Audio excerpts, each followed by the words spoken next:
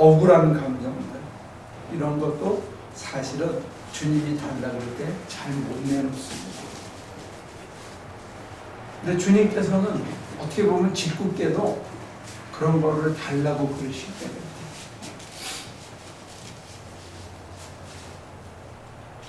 달라고 하신다는 게 그냥 하나님과 저와의 그냥 1대1 관계에서 그런 것도 있지만 어쩔 때는 이렇게 간증이나 보통 뭐 뜨레스디아스 보통 갔다 오면은 그런 거 제일 많이 하잖아요. 그래서 예전에는 말할 수 없었던 이런 것들이 간증을 통해서 사람들이 저렇게 변화가 되고 새롭게 헌신하는구나. 그런 왜 용기를 내야 되니까 더 힘든 거지. 1대1 관계는 좀 더 아무도 듣는 사람 없고 하나님과 저와의 관계니까 좀 더 쉽게 되지 않나. 쉽게 될 거 참 쉬울 것 같은데 우리가 꽁꽁 이렇게 노예고치처럼 이렇게 싸가지고 깊이 감춰놔서 자기도 잘 모르고 주님은 끊임없이 그것을 내려놓고 그것을 주님의 제단 위에 이렇게 바치기를 바라는데 우리가 그걸 홀드하고 그거를 꼭 못 내놓고 있는 경우가 많다. 그래서 지금은 이제 단어를 제가 다르게 쓰는 겁니다. 전에는 버리자, 비우자, 내려놓자라는 단어를 우리 입장에서 쓴 거고 지금 주님의 입장에서 내 속에 있는 상처를 내놔라. 네 속에 있는 분노를 내놔라. 네 속에 있는 아픔을 내놔라. 용서가 안 되는 그 억울한 억눌린 감정을 내놔라 라고 얘기하실 때가 있다. 근데 그럴 때 내가 자발적으로 내려놓는 게 어려운 것 이상으로 주님이 말씀하셨는데도 불구하고 내가 그거가 이렇게 쉽게 안 내놔진다는 거예요.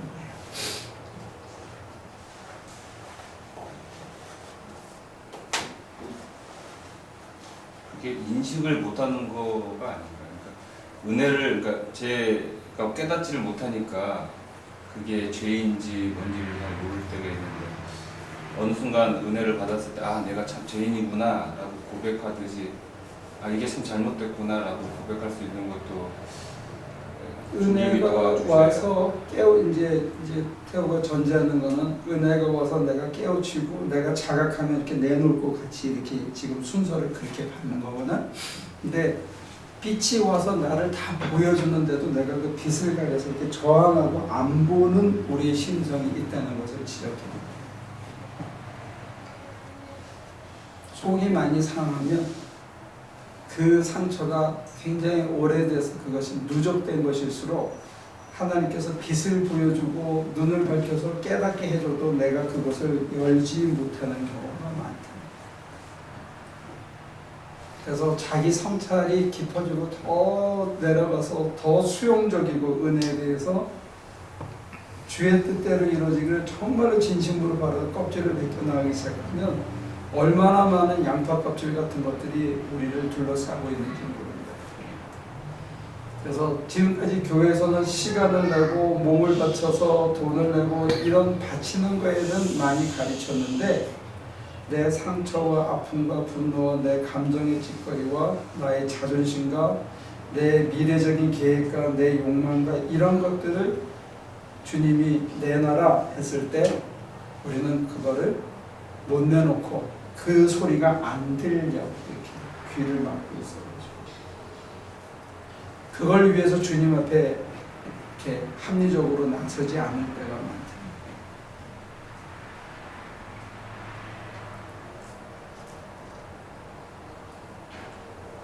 그게 해결이 안 되면 그 다음 단계로 해결이 안 돼요.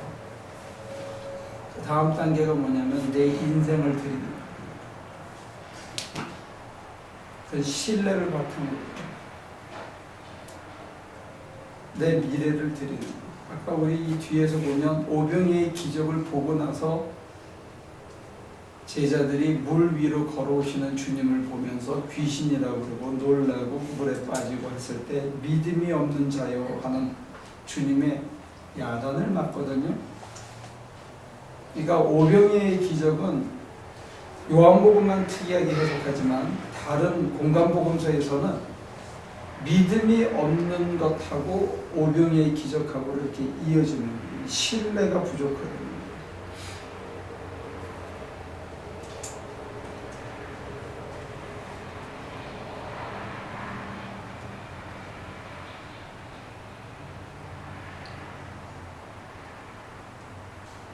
생명에 대한 애착을 내놔라 그러거나 죽음에 대한 공포를 내놔라 할 때 우리가 못 내놓는 수가 많아요.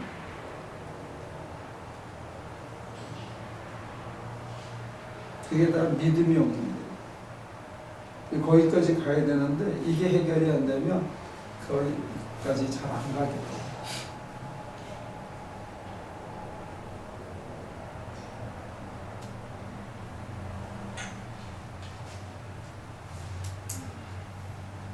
그래서 대화가 안 돼요. 주님.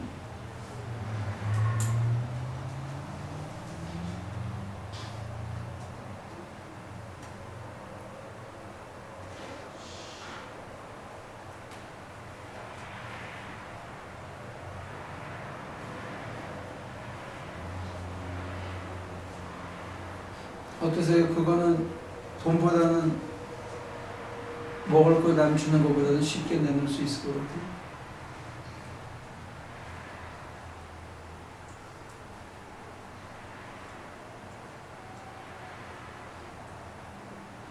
미스터 배 나이에도 아직도 꿈이 있나?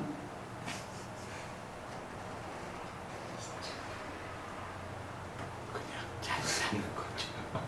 50 넘으면 꿈이 없어지거든, 거의. 아직도 꿈이 있나? 내가 할 때는 꿈이 있는데 꿈을 내놓으라 그렇게 해요.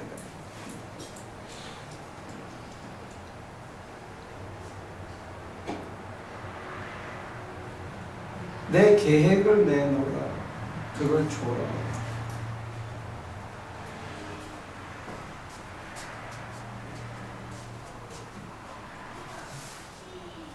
네, 이게 이해가 돼야 그 다음 단계로 가거든요. 그냥 갈까요? 얘기가 안 되나? 그 전태호 집사님이 꺼냈었는데 먹는 거, 뭐 인생을 내놔라, 시간을 내놔라, 뭐 꿈을 내놔라. 그게 피지컬한 거가 아니기 때문에 우리는 될 수 있을 거라 생각을 하죠. 근데 그런 반대로 가장 본질적인 여기 본문에서 우리가 만약에 이런 상황이 다시 닥쳐가지고 야 여기 200명 있는데 네가 좀 먹여라 그랬을 때 우리는 어떻게 반응을 지금 하겠느냐. 우리는 그러면은 아 나 빵 한 개 있으니까 꺼내가지고 축사를 하겠느냐, 아니면은 우리도 아 그러면 빨리 마켓을 가서 이렇게, 심지어는 교회 어느 부서서나 다 지금 리액션은 그거거든요. 이거를 야 내 거를 다 내놓자 이러면 될 거다라고 믿고 실제로 그렇게 믿는 사람들은 없다고요. 꿈도 뭐 다른 것도 다 사실은 개인적인 문제일 수도 있겠지만 그거를 내놓는다, 내 아픔을 내놓는다, 그건 조금 더 피상적이니까 생각할 여유가 있는데, 이런 거는 목사님들조차도 야 수련회 간다 이러면 장 봐야지 얼마가 필요하고 쌀은 어떻게 갖고 오고 이거 다 우리가 하는데, 요 대목을 어떻게 우리가 사람들한테 지금 말씀하신 거하고 연관져서 그 다음에 그런 일이 벌어졌을 때 어떻게 이거를 시킬 수 있는지. 근데 제가 중간에 하나님과 나하고의 관계, 은밀한 곳, 태호가 그게 오히려 쉽지 않느냐 해서 제가 그쪽에 더 강조하는 얘기를 했던 거고, 두 번째는 그게 해결되기 전까지는 지금 장로님이 여쭤본 거기까지는 가기가 어렵다는 거예요. 이게 하나님과의 나와의 신뢰의 바탕이 확실히 생긴 다음에 이쪽으로 갈 수 있을지 모른다는 거예요. 이게 그냥 여기서까지 가기는 어렵거든요. 이게 하나씩 해결이 되고 나서 내가 절대로 안 죽는다, 하나님께서 절대로 나를 포기하지 않는다. 하나님께서 내게 늘 언제나 새로운 것, 좋은 걸 준다는 이게 점층적으로 쌓여서 확고해지면 그 다음에 이것까지도 있을 수 있다라고 가슴을 열기 시작하는 이 순간. 그러니까 지금 이 본문에는 이 소위 우리가 생각하는 영성 수행 이 부분에 대한 얘기가 빠져 있대.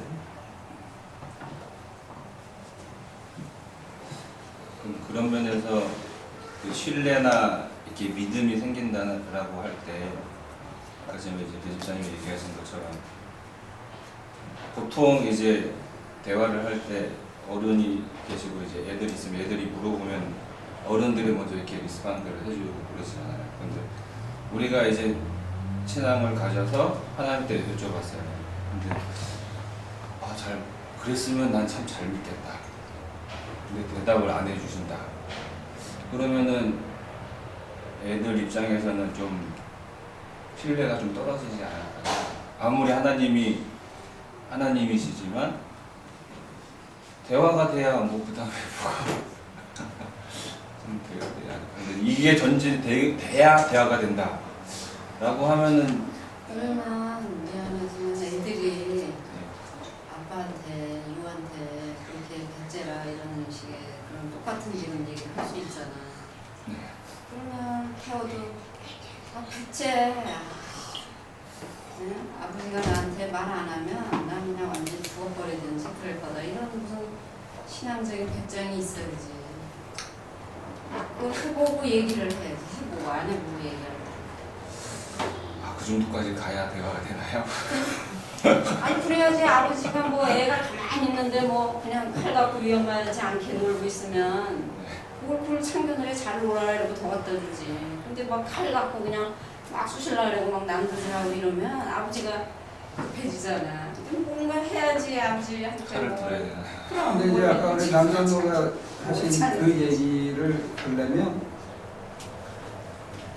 성경 공부를 통해서 합리성을 얘기해가지고는 사람들이 이해는 하는데 디보션은 잘 안 되는 겁니다.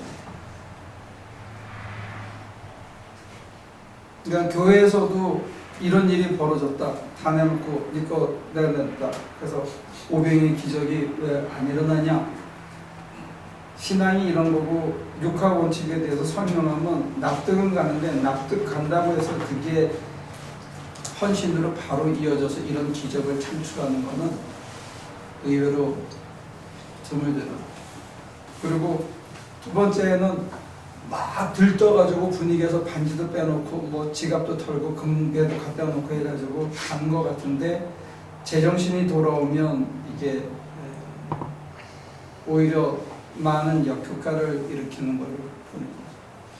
그래서 제가 느낀 게 좋은 부모를 만나서 자연스럽게 이게 몸에 익히는 게 굉장히 중요하다 하는 게 하나고, 두 번째는 저처럼 그렇지 못한 사람들은 어떻게 하느냐 했을 때 소위 내적이고 하나님과의 어떤 신비적인 또는 1대1의 영적인 깊은 체험을 통해서 누적되어진 다음에 이게 일상에서도 자연스럽게 되어지는 이것이 되고 하나님에게 수동적인 사람이 되어서 뭘 시키든지 그냥 감사함으로 할 수 있는 자리까지 가고, 그런 사람들이 누적되고 합쳐지면 이런 기적이 일어날 수 있지 않을까 그렇게 기대합니다. 그거를 이제 목사의 입장에서 분위기를 띄워서 반지도 내놓고 막 까무러치고 또 방언도 하고 막 은사도 받고 그래가지고 막 했는데, 그런 경우에 몰고 가는 거는 상대적으로 쉬울지 모르는데 제정신이 돌아오면 오히려 더 많은 분란이, 현실에 금송아지나 상아탑은 만들 수 있는데 탑은 금방 만들 수 있는데 만들어 놓고 사람들이 그게 잘 안 되는 그런 게 있죠.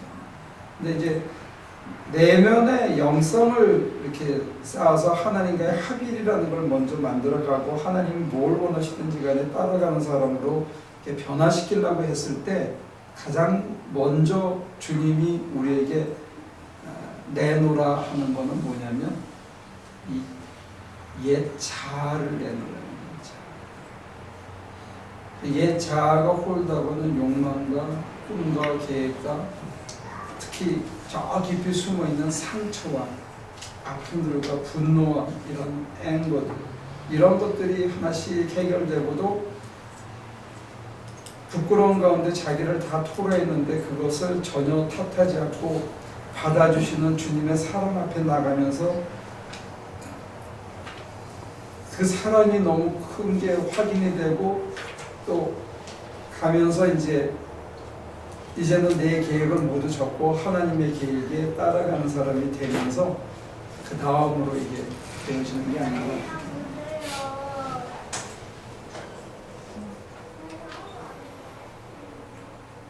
이게 말씀하시면서 생각이 드는데, 그러니까 그게 드러내기가 어렵다라는 거는 얘기를 하면 거기에 대한 책임이 따라야 된다라는 생각이 있어서 그러는 게 아닌가. 그러니까 제가 잘못을 예수님한테 고백을 했으면 그걸로 내 죄를 사함 받았다 뭐 이런 거라면 쉽겠지만 거기에 대해서 다시는 뭐라든가 거기에 따른 행동에 따른 그 고백에 따른 행동을 취해야 된다라는 뭔가 이렇게 그런 마음들이 그거는 앞에 위에 단계의 기도고 합리적인 설명을 하는 거고 예수님의 대답은 전혀 비합리적인 것처럼 들리는 어떤 본질적인 문제에 대해서 확 찌르고 들어오시지. 그러니까 내가 쌓아놓는 이 성냥한 계피를 이렇게 섬을 쌓아놓은 것 같은데 그래서 이렇게 받치고 How does it look like? 어떠세요? 할 때 주님께서는 맨 밑에 걸 하나 쭉 잡아 당기면 이 전체가 무너져 버려요. 저 사람들 보내가지고요 집에 가서 이제 밥 먹게 하고 우리도 좀 쉬어야 되지 않을까요? 이렇게 합리적으로 얘기를 드린 거예요. 그랬더니 그럴 필요 없다. 너희가 줘라. 한번 전혀 동문서답이 되어지는 거예요. 그러니까 우리가 주님한테 간구한 것에 대해서 주님의 응답이 전혀 동문서답이 될 때가 있다는 거예요. 지지난주에는 주님의 대답이 싸늘한 대답이 있었어요. 반대로 이번 주에는 주님의 대답이 동문서답처럼 들릴 때가 있다는 거예요. 근데 이 동문서답처럼 하는 대답이 하고 내가 대답이 되어질 때까지 이게 시간과 연단과 수행이 필요하거든요. 이게 동문서답이 아니라 주님이 뜻이 있어서 얘기하셨겠지. 이게 되기까지가 어렵다. 이 거룩한 피동성이 자기의 전부가 되기까지가 이게 어렵거든요. 도대체 주님께서 그 얘기를 왜 하셨을까? 이게 의문이 아니라 그냥 내가 나오기까지가 이게 어렵거든요. 이건 엄청난 신뢰를 바탕으로 합니다.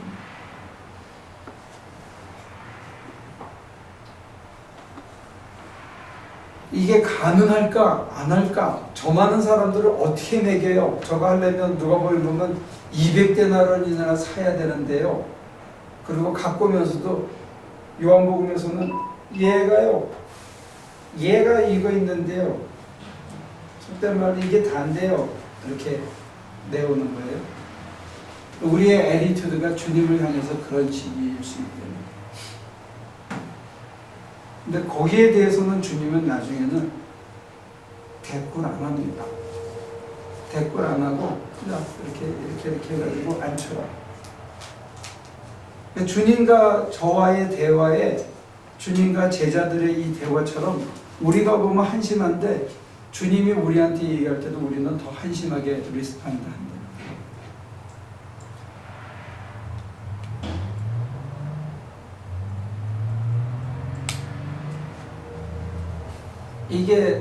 이게 받아들여지고 이게 이해가 돼야 주님이 주님에서 믿을 사람이 있어서 그렇게 얘기하시는 거죠. 믿을 사람한테 그렇게 얘기하지만 믿을 사람 아니면 예의를 갖춰서 얘기하죠. 주님께서요? 네. 근데 누군가는 믿을 사람이니까 그렇게 얘기하지 않았을까. 그렇게 하나도 없다면 그렇게 얘기할 수 있어요. 못 알아듣는 거. 아니면 믿고 싶어서 그러셨든지. 글쎄. 근데 왜 그렇게 동문서들은 못 알아듣는 질문을 왜 하세요? 그러니까 그래도 성경에 쭉 보면은 계속해서 믿을 그걸 알아듣는 사람이 있잖아요. 그게 뭐 방언으로 들리든 뭘로 들리든 마음으로 들리든 알아듣는 사람이 있어서 따라오는 사람이 있잖아요. 하나씩이라도. 그것도 성경 해석되는 방법인데 그 방법도 가능할 거예요. 그것도 현실적으로 가능한 얘기인데 지금 이제 이 구조를 따라서 우리가 분석을 했을 때는 그렇게까지 하기는 좀 어렵고 지금 여기 있는 대로 보면 예수님과 제자들 사이의 대화가 전혀 서로 다른 문법에 의해서 움직이고 있다는. 근데 이게 말로 들을 수 있는 게 아니잖아요.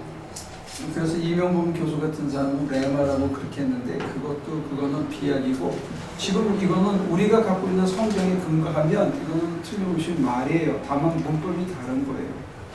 어떤 문법이 다르냐? 제자들이 훨씬 더 합리적으로 보여요. 육하 원칙에 따라서 정확하게 얘기하고 있어요. 근데 주님께서 육하 원칙을 따르고 있지 않아요. 근데 제가 이걸 조목조목 따져서 여러분들에게 소개하는 이유는 이런 거예요.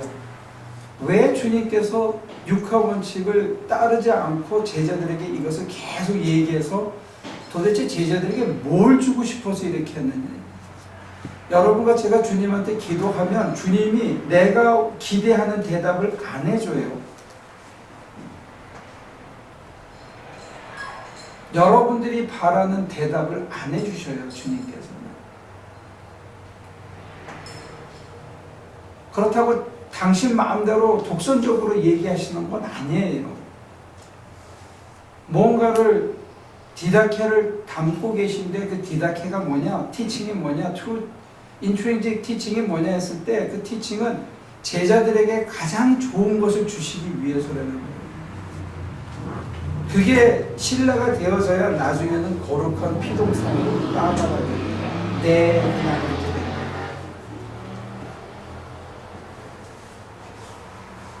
그게 지금 박목쌤처럼 셀렉티브하게 그래도 들을 게 있는 자는 듣고 어떤 그 사람들한테는 그게 되고 그런데 성경이 기록된 목적은 뭐냐면 전혀 다른 문법으로 얘기했는데 궁극적으로 주님이 옳고 베드로의 입에서 엉겹결에 당신은 하나님의 아들입니다 하는 얘기가 나올 수밖에 없는 그런 것들이 있다는 거예요. 그걸 보조적으로